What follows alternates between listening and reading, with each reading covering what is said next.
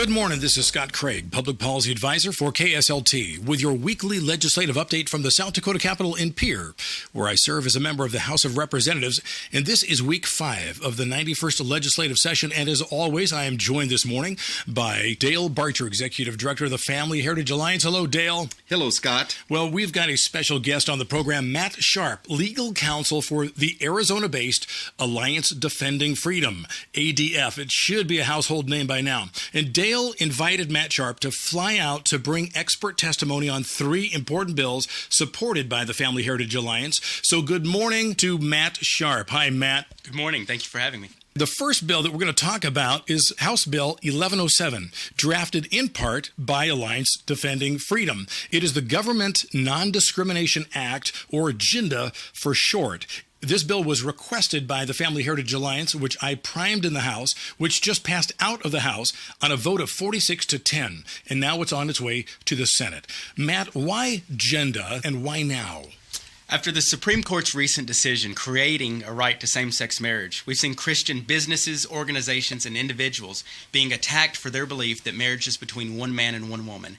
They deserve protection in this hostile climate, and so GINDA is a bill that provides them protection that the government can't discriminate against them, take away their licenses, their government contracts, or their jobs simply for holding a traditional view about marriage. Very important. Very important. The next bill is House Bill 1008, also passing the House on a strong margin. The Student Physical Privacy Act, also known as SPA, also crafted by Alliance Defending Freedom. So, Matt, why SPA and why now? Over the last years, we've seen the Department of Education take a very radical view about bathroom, locker room access at schools.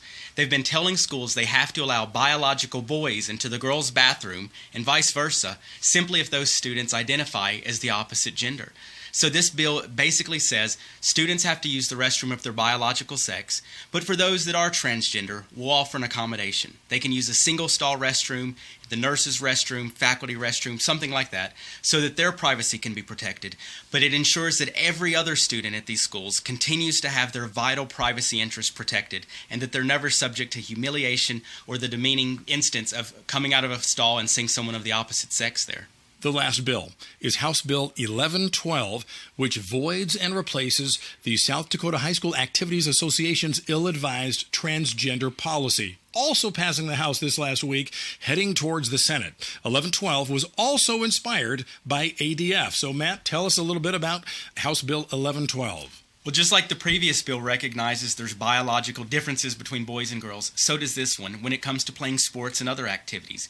You want kids to have teams that are fair, and you want to make sure that girls are not being forced to play with boys and risk injury or loss of scholarships or other opportunities. So all this does is revert things back to how they normally were, which was we have separate teams for boys and girls, and we want to make sure that their privacy and safety is protected when they're engaging in these activities. Matt Sharp, we can't thank you enough for loaning your skills to South Dakota at this critical time. And thanks for being on the program this morning. My pleasure.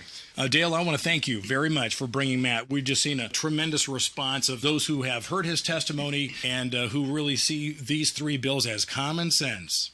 Well, we make for a great team, and I want to encourage your listeners to simply go to www.fhaaction.org and click on Legislative Radar and follow us in our work in Pierre.